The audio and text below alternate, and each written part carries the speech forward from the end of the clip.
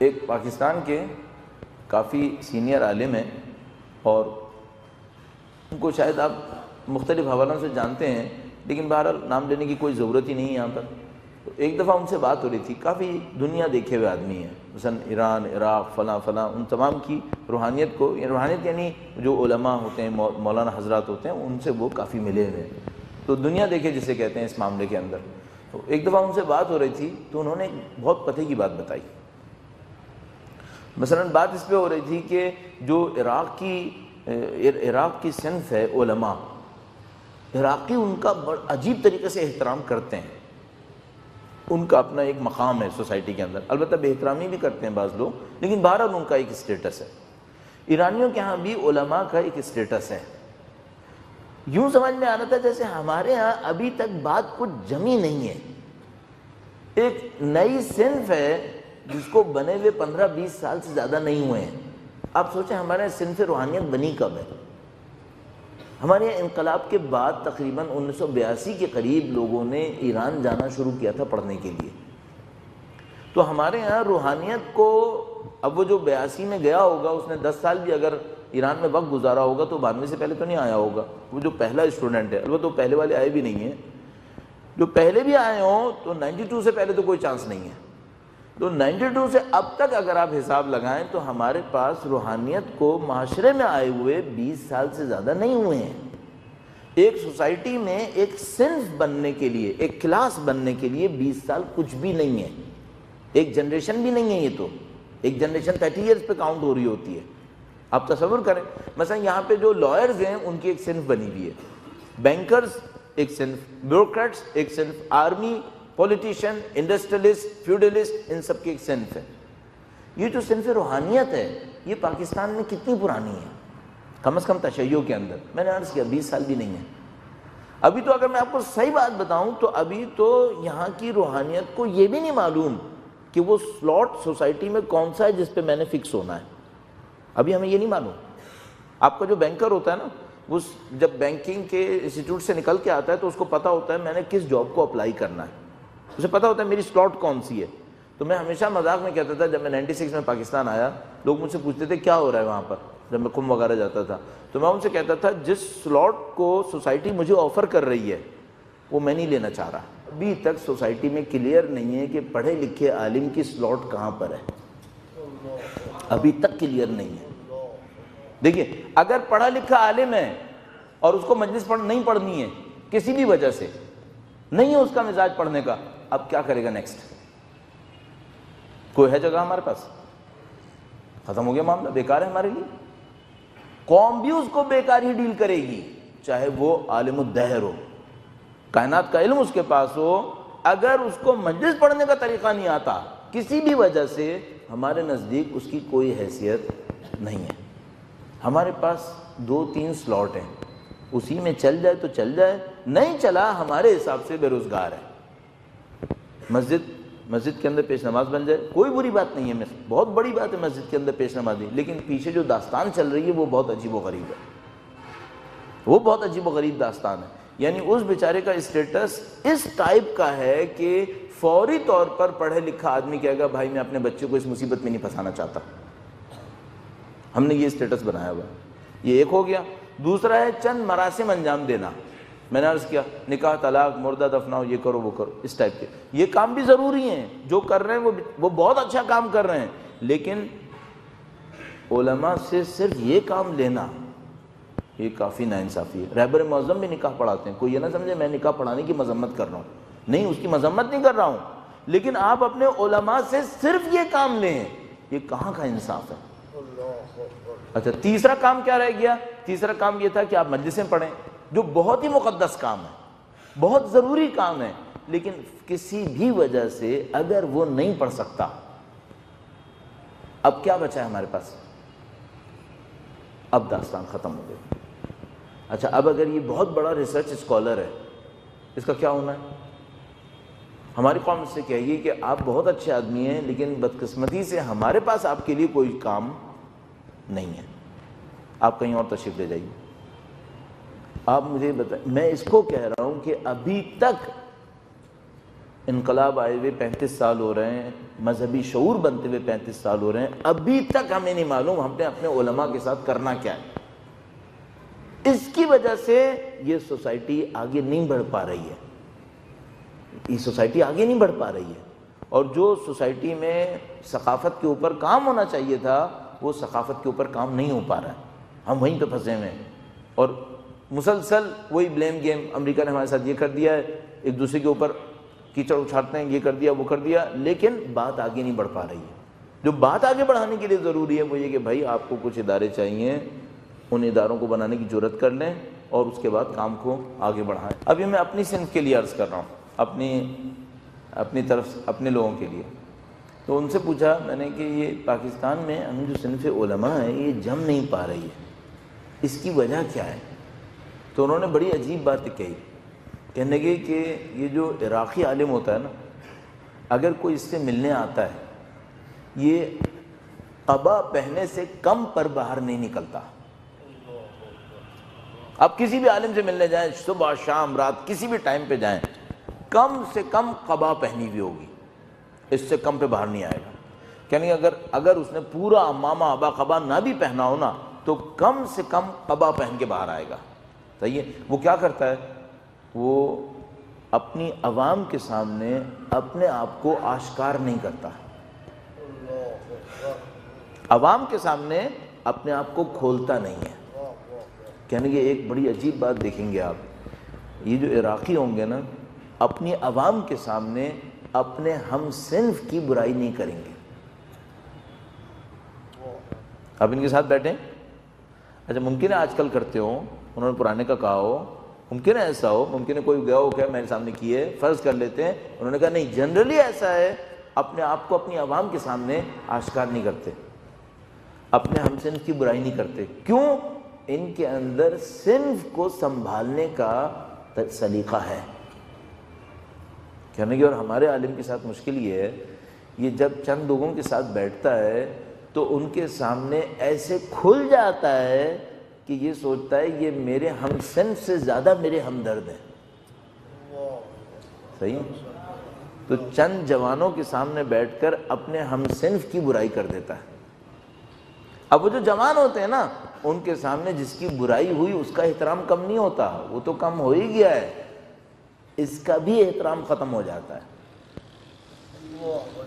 کہنے لگے ہمارے ساتھ مشکل یہ ہے کہ ہمارا جو عالم ہے وہ اپنی عوام کے سامنے کھلا ہوا ہے، اور یہ جو کھلی ہوئی کیفیت ہے اس میں صنف سوسائٹی میں جم نہیں پاتی، اس میں نہیں جمتی۔ اس طرح کیا کرنا پڑے گا؟ تھوڑا سا صبر کر کے اپنے اوپر سنبھالنا پڑے گا کہ پبلک کے سامنے ہر بات نہیں کہنی، اس کو تھوڑا سنبھالنا پڑے گا۔ اچھا ہم لوگوں کے ساتھ مشکل کیا ہے؟ پبلکلی یا تو کھلے عام یا پرائیویٹلی ہر بات کہنے کے عادی ہیں، اور پرائیویٹلی جب کہہ رہے ہوتے ہیں تو ہم یہ سمجھ رہے ہوتے ہیں دوسرے نہیں سنیں گے، یہ سب سن رہے ہوتے ہیں۔ ہماری اوسط یہ مشکل ہے۔ اب آپ کے سامنے یہ مشکل کیوں کہی ہے؟ ذرا خیال کریں، ایک دوسرے کی باتوں کو ہر جگہ ریفلیکٹ مت کریں، تھوڑا سا ذمہ داری دکھائیں۔ ذمہ داری کیسے دکھائیں؟ معاشرے میں چند چیزوں کے احترام کو بچا لیں۔ اچھا یہ جو شیطان کا عمل ہے یہ بی جمالو ٹائپ کا، اس میں انسان کو بڑا مزہ آتا ہے کہ وہ ادھر کی سنے ادھر کی لگائے، ادھر کی سنے ادھر کی لگائے، یہ انسان کو مزہ بہت آتا ہے اس کے اندر، لیکن یہ ذمہ دار قوم کی خاصیت نہیں ہے، یہ غیر ذمہ دارانہ رویہ۔ ذمہ دارانہ رویہ کیا ہوگا؟ ذمہ دارانہ رویہ یہ ہوگا کہ اگر آپ کو کوئی برائی نظر بھی آئی ہے نا تھوڑا سا سنبھال لیں، ہر جگہ مت بولیں۔ آپ جو اس طرح برائی کا ذکر کر رہے ہیں اس سے انڈائریکٹلی برائی پھیل رہی ہے، اس کو سنبھالیں۔ اس کو قرآن کریم فرماتا ہے اشاع فحشا، کسی برائی کا لوگوں کے اندر ذکر کرنا، اس کو خدا پسند نہیں کرتا۔ تو آپ کو اگر فرض کریں میں کہہ رہا ہوں میرے جیسے کی کوئی خرابی نظر بھی آ گئی ہے نا اور آپ ذمہ دار انسان ہیں، تھوڑا سا سنبھال لیں، تھوڑا سا سنبھالیں۔ اوپر سے لے کے نیچے تک اگر ہم تھوڑا سا اس کے اوپر تاکید کر لیں اپنی قوم کا اعتماد تھوڑا سا بحال کر سکتے ہیں۔ یہ بات کہیے۔ جب اتنی بات کہی ایک بات اور عرض کر دیتا ہوں، کچھ اداروں کو کچھ اداروں اور شخصیتوں کو میں نہیں کہہ رہا کرٹیسزم نہ کریں، کرٹیسزم کریں، ضرور کریں، احترام پامال نہ ہونے دیں، کچھ کو چھوڑ دیں۔ کچھ بھی نہیں چھوٹتا نا تو پھر قوم بددل ہو جاتی ہے دین سے۔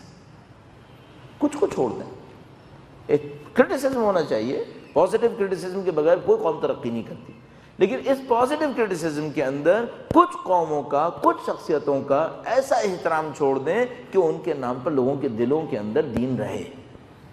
ان کو بھی نہیں چھوڑیں گے نا تو پھر معاملہ بہت خراب ہو جائے گا۔ مثلا اپنے جیسے لوگوں کے لیے عرض کرو، آپ جیسے جیسے ہم لوگ دیندار لوگ ہیں ان کے لیے عرض کرو، مثلا مراجع تقلید کو کم سے کم چھوڑ دیں، اتنا نیچے مت جائیں، کیونکہ اگر آپ نے ان کو بھی نہیں چھوڑا تو پھر لوگوں کے پاس دل خوش کرنے کے لیے کچھ بھی نہیں رہے گا۔ تھوڑا سا خیال کر لیں، کہنا آسان ہے، چار باتیں کہنا، مثلا آپ نے فرض کریں دیکھی بھی ہے کوئی بات، فرض کر لیں دیکھ بھی لی ہے، ہر جگہ مت بولیں، تھوڑا سا اپنے دین کا خیال کریں، دین کا ایک احترام ہوتا ہے۔ اچھا یہ دین کے اندر ایک عجیب چیز ہوتی ہے، اس پوائنٹ کو آخری پوائنٹ کو عرض کروں آپ کی خدمت میں، آپ نے دیکھا ہوگا یہ ویسٹ میں کچھ مہینوں کے بعد یہ کوئی ایسی حرکت کرتے ہیں جس سے ہمارے مقدسات کو چیلنج ہو جاتا ہے۔ مثلا کبھی تصویریں بنا دیں، کبھی کوئی کتاب لکھ دی، کبھی کوئی ویڈیو فلم آ گئی، یہ چند مہینوں کے بعد کوئی نہ کوئی ڈرامہ ایسا کر دیتے ہیں۔ اچھا اس سے کیا ہوتا ہے، وہ جو ہمارے مقدسات ہوتے ہیں وہ چیلنج میں آ جاتے ہیں۔ اچھا جیسے ہمارے مقدسات چیلنج میں آتے ہیں، ہم لوگ ہیں تھوڑی سی جذباتی قوم، ہم لوگ روڈ پہ آ کے توڑ پھوڑ کرتے ہیں، صحیح ہے۔ اچھا ان کو دو بینیفٹ بہت آسانی سے مل جاتے ہیں۔ پہلی بات تو وہ یہ دیکھ لیتے ہیں کہ تقدسات کے اوپر، مقدسات کے اوپر ان کے اندر دلوں میں درد باقی ہے یا نہیں ہے، ایک بات ان کو پتہ چلا کہ باقی ہے۔ دوسری بات یہ کہ وہ ٹرن کرتے ہیں اس کو تشدد کی طرف، تو ہماری بدنامی بھی خود بخود ہو جاتی ہے دنیا کے اندر کہ یہ دیکھو یہ مسلمان جو ہے نا یہ ہیں ہی ایسے، ذرا ٹچی سے ہوتے ہیں یہ لوگ، ذرا سی بات کے اوپر یہ بہت ہی زیادہ آپے سے باہر ہو جاتے ہیں، رسپانسبل نہیں ہے، اس طرح کی چیز ہمارے بارے میں مشہور کرتے ہیں۔ اچھا پہلا جو مسئلہ ہے مجھے اس کو ایڈریس کرنا ہے، یہ ہمارے مقدسات کو بار بار چیک کیوں کرتے ہیں؟ انہوں نے اپنے ملکوں میں عیسائیت کے ساتھ ایک کام کیا ہے، اپنے ملکوں میں عیسائیت کے ساتھ ایک کام کیا ہے۔ وہ کام کیا کیا ہے؟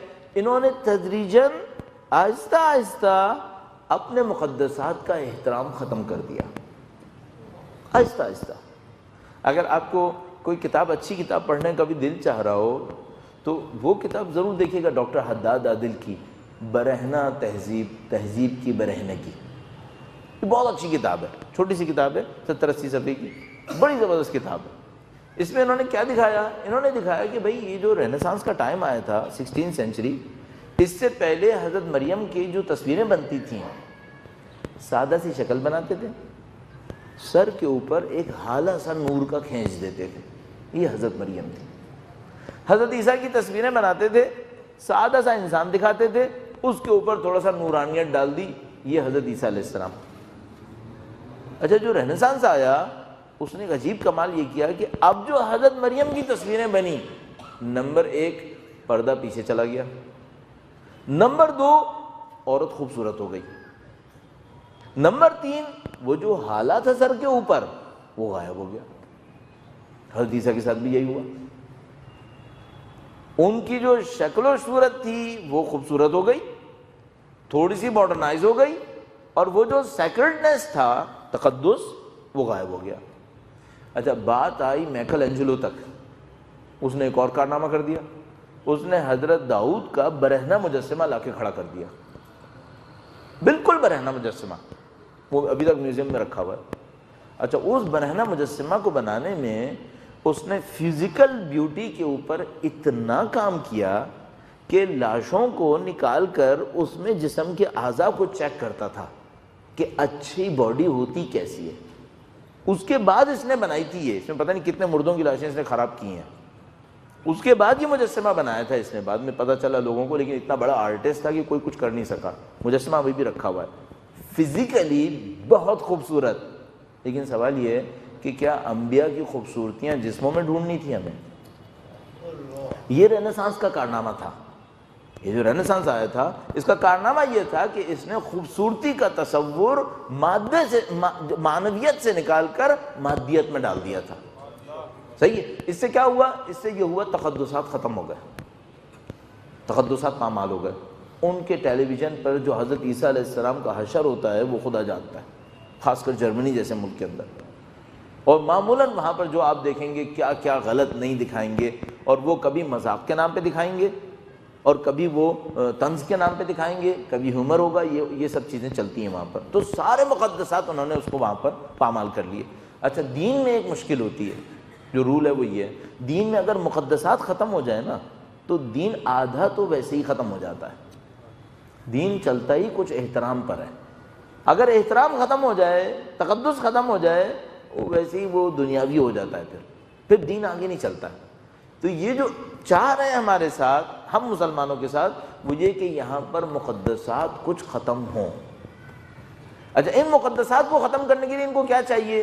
ان کو چاہیے کوئی ایسا ہو کہ جو دین کے نام پر, مزاح کے نام پر, ہیومر کے نام پر دین کی کچھ دھجیاں بکھیرے. صحیح ہے. اب ایک بات سنیے گا. اچھا, اگر میں دین کے نام پر اپنے ہی دین کی دھجیاں بکھیر دوں تو میں نے کام کس کے لیے کیا؟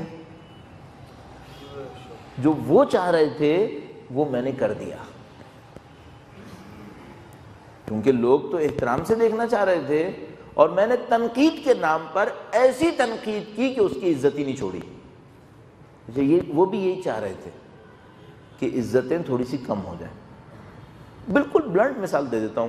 میں طالب علم ہوں, میں پاکستان کی کسی ایک عالم کو لیتا ہوں اور ممبر پہ بیٹھ کر اس کو رگڑ دیتا ہوں. صحیح ہے. یہ جو میں نے ممبر پہ بیٹھ کے عالم کو رگڑ دیا, جو میرے نیچے سننے والے ہیں وہ کیا کریں گے؟ وہ بھی رگڑیں گے. اچھا, یہ کام میں نے اگر پرائیویٹ سیٹنگ میں کیا ہے تو کیا ہوگا؟ جو وہ پرائیویٹ سیٹنگ میں بیٹھے والے ہیں وہ رگڑیں گے. جب وہ عالم کا احترام گرنا شروع ہوگا سوسائٹی میں, نیکسٹ فیز کیا ہے؟ تمام علماء کا احترام گرے گا. یہی تو وہ بھی چاہ رہے تھے. اچھا, اب آپ فوراً مجھ سے کہہ سکتے ہیں کیا مطلب آپ ان کو, اب میں وہی لینگویج استعمال کر رہا ہوں جو ٹف لینگویج ہوتی ہے, کیا مطلب آپ کیا چاہتے ہیں ہم ان کو اللہ میاں کی گائے بنا کے رکھیں ان کو؟ وہ لوگ یہی ایسی لینگویج استعمال کرتے ہیں نا سخت قسم کی, کہ کیا ان کو مقدس گائے بنا کے رکھیں؟ نہیں, مقدس گائے بنا کے نہیں رکھو, تھوڑا سا احترام چھوڑ دو. مقدس گائے نہیں بناؤ, احترام چھوڑ دو. ایسے ہی احترام چھوڑ دو جیسے دنیا میں ہر انسان کا احترام ہونا چاہیے. اہل بیت گالیاں پسند نہیں کرتے تھے. کیوں پسند نہیں کرتے تھے؟ میں نے اپنی خدمت میں عرض کیا تھا, ایک آدمی نے گالی دی نوکر کو, غلام کو, کہا آئندہ سے میرے ساتھ نہیں چلنا, ختم. یہ اہل بیت قبول کریں گے کہ علماء کا احترام پامال ہوتا رہے؟ نہیں قبول کریں گے. آپ کہیں گے علماء سو کو سب برا کہتے ہیں. ہر علماء سو کو بننے میں کتنی دیر لگتی ہے؟ کتنے علماء سو کا اہل بیت نے اپنی روایات کے اندر نام لے کے تذکرہ کیا ہے؟ 250 سال میں. اس کا بھی تو خیال کریں. آپ یہ سب خیال نہیں کریں گے نا, اپنے ہاتھوں اپنے دین کی جڑیں کاٹ رہے ہوں گے. عزیزان محترم, یہ ہماری مشکلات ہیں, یہ ہماری مشکلات ہیں. اب آپ اگر ذمہ دار قوم ہیں, آپ ان سب چیزوں کو سوچ لیجئے. یہ ایکویشنز آپ کے لیے کلیئر ہونی چاہیے, تاکہ آپ جب بھی کوئی عمل انجام دینے لگیں آپ کے سامنے بالکل واضح ہو کہ میں جو کام کر رہا ہوں نا 25 سال کے بعد اس کے نتیجے میں کیا ہونے والا ہے. 25 سال میں اب تو بہت دنیا تیز ہو گئی ہے, تو فوراً ہوتا ہے. اور اب یہ تو میں نے آپ کی خدمت میں عرض کر دیا جو مخلصین ہیں. اچھا, دشمن تو کرے گا ہی, دشمن کرے گا. اچھا, دشمن کے نزدیک شیعہ سنی کی تمیز ہے کیا؟ اس سے کوئی غرض نہیں ہے شیعہ جیتے گا یا سنی جیتے گا, ان کو اس سے کوئی غرض نہیں ہے. ان کو اس سے غرض ہے کہ ماتمی جیتے گا, فقی جیتے گا. ان کو کوئی غرض نہیں ہے, مطلقاً کوئی غرض نہیں ہے. ان کو صرف ایک غرض ہے, دین ختم ہو جائے. اچھا, دین کیوں ختم کرنا چاہتے ہیں؟ دین ختم ہوتا ہے تو انسانوں کے پاس مقابلے کی طاقت نہیں رہتی. انسان غلام بننے کے لیے تیار ہو جاتا ہے. وہ انسانوں کو غلام بنانا چاہتے ہیں, اس کی خاطر چاہتے ہیں دین ختم ہو جائے. خاص کر وہ دین جو عزت دیتا ہے. عزت والے دین کو پسند نہیں کرتے.